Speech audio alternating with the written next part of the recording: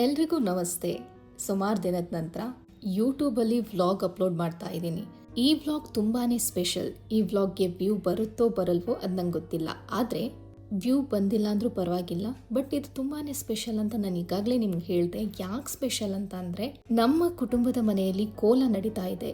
ಈ ಕೋಲ ನಮಗೆ life time ಆಗಿ ಮೆಮೊರೇಬಲ್ ಆಗಿ ಉಳಿಬೇಕು ಅನ್ನೋ ಕಾರಣಕ್ಕೋಸ್ಕರ ಈ ವಿಡಿಯೋನ ಅಪ್ಲೋಡ್ ಮಾಡ್ತಾ ಇರೋದು. ಇನ್ನೊಂದು 20 ವರ್ಷ ಬಿಟ್ಟರು ಈ ವಿಡಿಯೋ ನೋಡಿದಾಗ ನಮ್ಗೆ ಈ ದಿನ ಮತ್ತೆ ನೆನಪಿಗೆ ಬರಬೇಕು ಅನ್ನುವಂಥ ಕಾರಣಕ್ಕೋಸ್ಕರ ಈ ವಿಡಿಯೋನ ನಾನು ಅಪ್ಲೋಡ್ ಮಾಡ್ತಾ ಇರೋದು. ಅಂದಾಗೆ ನಾನು 5 ದಿನ ರಜಾ ತಗೊಂಡಿದ್ದೆ, ಹಾಗಾಗಿ ಊರಿಗೆ ಹೊರಟ ಮೇಲೆ ಮೊದಲು ನಮ್ಮ ಮನೆಯಲ್ಲೇ ಮಾಡೋ ಕಾರ್ಯ, ಅದೇ ರೀತಿ ದೈವಗಳಿಗೆ ಪರ್ವ ಸೇವೆ ಇತ್ತು. ಅದು ನನ್ನ ಅಪ್ಪಾಜಿ ಮನೆಯಲ್ಲಿ, ಅಂದರೆ ನನ್ನ ತಂದೆ ಮನೆಯಲ್ಲಿ. ಸೊ ಫ್ಯಾಮಿಲಿ ಮೆಂಬರ್ಸ್ ಎಲ್ಲ ಸೇರಿ ದೈವಗಳಿಗೆ ಪರ್ವ ಸೇವೆ, ಅದೇ ರೀತಿ ಮಹಾಲಯ ಕಾರ್ಯ ಅಂತಂದ್ರೆ ಕುಟುಂಬದ ಹಿರಿಯರಿಗೆ ವರ್ಷಕ್ಕೊಮ್ಮೆ ಅವರನ್ನ ನೆನೆಸಿ ಅವರಿಗೆ ಬಡಿಸುವಂತಹ ಒಂದು ಕಾರ್ಯ ಏನಿದೆ ಮಹಾಲಯ ಕಾರ್ಯ, ಅದನ್ನ ನಾವು ಮಾಡ್ತೀವಿ. ಸೊ ಆ ಕಾರ್ಯನೂ ಕೂಡ ನನ್ನ ತಂದೆ ಮನೆಯಲ್ಲಿ ಆಯ್ತು. ಇದು ಒಂದಿನದ್ದು ಕಾರ್ಯಕ್ರಮ. ಆದ್ರೆ 2ನೇ ದಿನದ ಕಾರ್ಯಕ್ರಮ ಏನಿತ್ತಂದ್ರೆ, ನಾವೆಲ್ಲ ರೆಡಿಯಾಗಿ ನನ್ನ ಕುಟುಂಬದ ಮನೆ ಅಂದ್ರೆ ಮಾರ್ನಾಡು ಉಳಿರೊಟ್ಟಿಗೆ ಹೋದ್ವಿ. ನನ್ನ ಕುಟುಂಬದ ಮನೆಯಲ್ಲಿ ನಾಗನ ಪುನರ್ ಪ್ರತಿಷ್ಠಾಪನೆ ಇತ್ತು, ಹಾಗಾಗಿ ಆ ಪುನರ್ ಪ್ರತಿಷ್ಠಾಪನೆ ಕಾರ್ಯಕ್ಕೆ ಪೂಜೆಗೆ ನಾವೆಲ್ಲ ಹೋಗಿದ್ವಿ. ನಮ್ಮೂರ್ ಕಡೆ ನಾಗನನ್ನ ತುಂಬಾ ನಂಬ್ತೀವಿ ನಾವು. ನಾಗ ನಮಗೆ ದೇವರ ಸಮ, ಹಾಗಾಗಿ ನಾಗನ ಪುನರ್ ಪ್ರತಿಷ್ಠಾಪನೆ ಮಾಡಿದ್ವಿ. ನಾಗನ ಪುನರ್ ಪ್ರತಿಷ್ಠಾಪನೆಗೆ ನಾವೆಲ್ಲರೂ ಕುಟುಂಬಸ್ಥರು ಸೇರಿದ್ವಿ. ಮಧ್ಯಾಹ್ನ ಅನ್ನ ಸಂತರ್ಪಣೆಯೂ ಆಯ್ತು.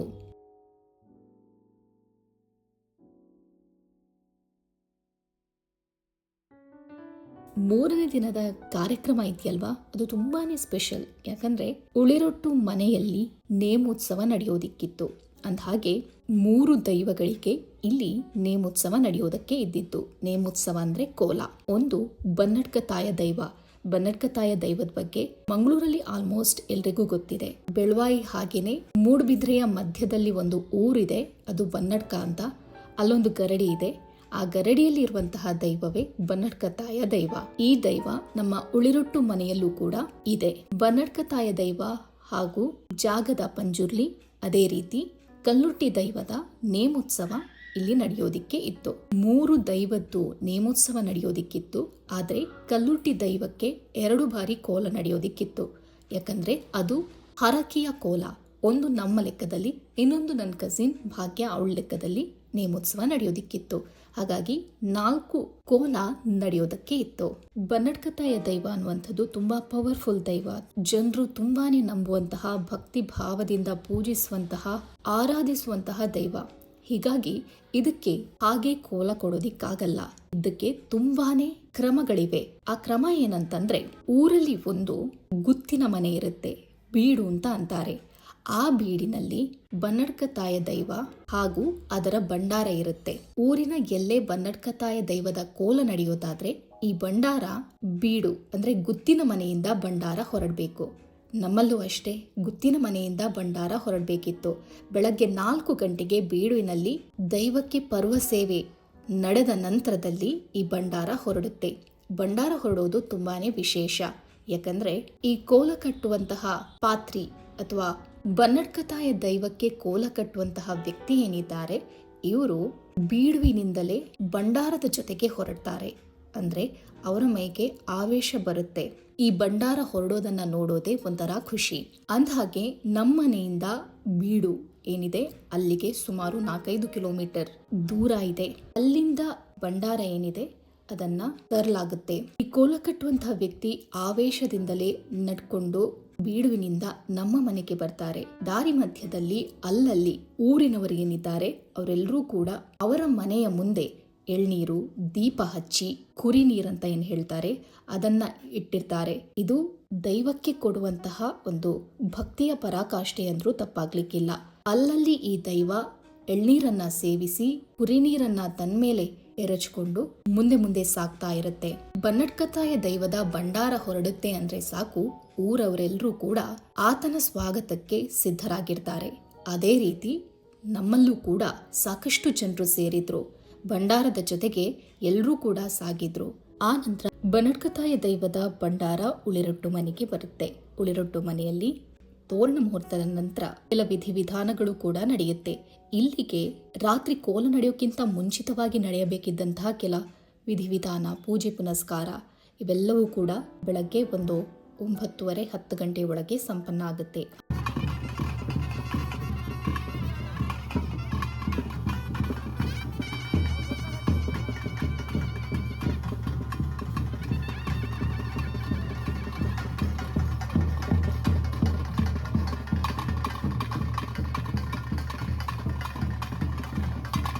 ನಂತರ ನಮ್ಮ ಮನೆಯಲ್ಲಿ ಅಂದರೆ ಉಳಿರೊಟ್ಟು ಮನೆಯಲ್ಲಿ ಪೂರ್ವಿಕರನ್ನ ನೆನೆಯುವಂತಹ ಮಾಳ ಕಾರ್ಯ ನಡೆಯಿತು. ಅವರಿಗೆ ಬಡಿಸುವಂತಹ ಶಾಸ್ತ್ರ ಕೂಡ ನಡೆಯಿತು. ಆ ನಂತರದಲ್ಲಿ ನಾವು ಕೂಡ ಊಟ ಮಾಡಿದ್ವಿ.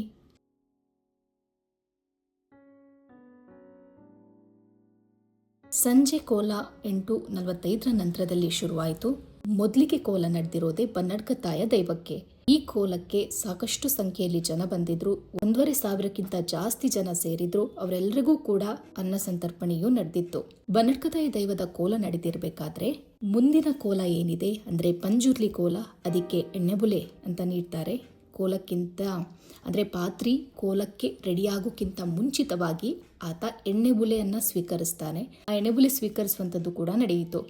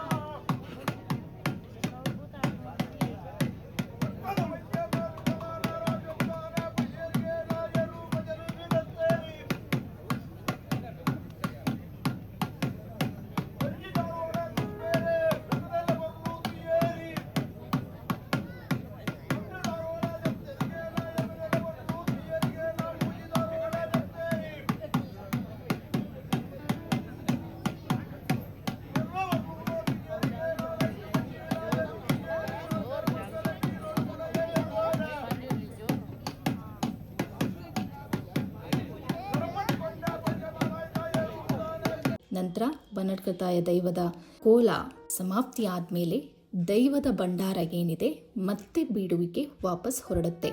ವಾಪಸ್ ಹೊರಡದ ನಂತರದಲ್ಲಿ ಮುಂದಿನ ದೈವಗಳಿಗೆ ಇಲ್ಲಿ ಕೋಲ ನಡೆಯುತ್ತೆ.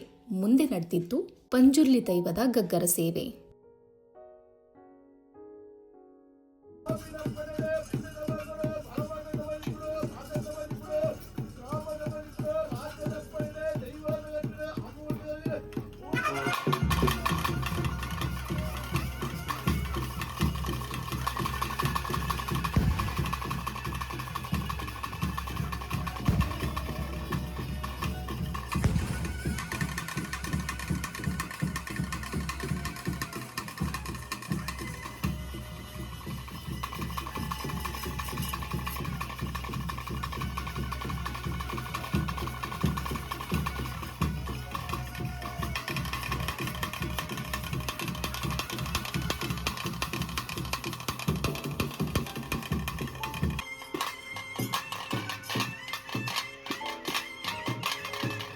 ಪಂಜುರ್ಲಿ ದೈವದ ಗಗ್ಗರ ಸೇವೆಯ ನಂತರದಲ್ಲಿ ಕಲ್ಲುಟ್ಟಿ ದೈವದ ಗಗ್ಗರ ಸೇವೆಯೂ ನಡೆಯಿತು.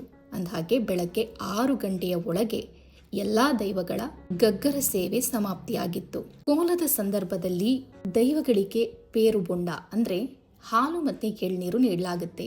ಇದು ಸೂರ್ಯೋದಯದ ಮುಂಚಿತವಾಗಿಯೇ ನೀಡಬೇಕು ಅನ್ನುವಂಥದ್ದು ಒಂದು ನಿಯಮ.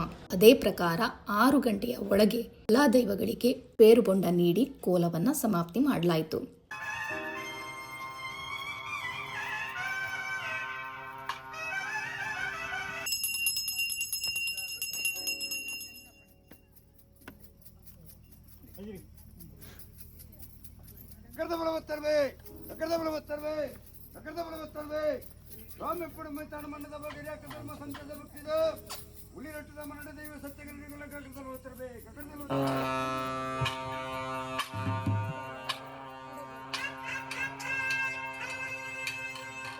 ಇದಿಷ್ಟು ಉಳಿರೊಟ್ಟು ಕುಟುಂಬಸ್ಥರ ಈ ಬಾರಿಯ ನೇಮೋತ್ಸವದ ವ್ಲಾಗ್. ನಾನು ನೀಡಿರುವಂತಹ ಮಾಹಿತಿಯಲ್ಲಿ ಏನಾದರೂ ತಪ್ಪಿದ್ರೆ ದಯವಿಟ್ಟು ಕ್ಷಮಿಸಿ. ಯಾಕಂದರೆ ದೇವರ ಬಗ್ಗೆ ಅಷ್ಟೊಂದು ತಿಳಿದಿಲ್ಲ. ನಾನೇನು ಕಂಡಿದ್ದೀನಿ ಅದನ್ನು ನಾನಿಲ್ಲಿ ಹೇಳೋದಕ್ಕೆ ವಿವರಿಸೋದಕ್ಕೆ ಪ್ರಯತ್ನ ಪಟ್ಟಿದ್ದೀನಿ.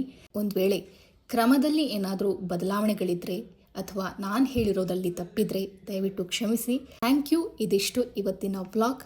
Thank you so much. ಎಲ್ರಿಗೂ ನಮಸ್ತೆ.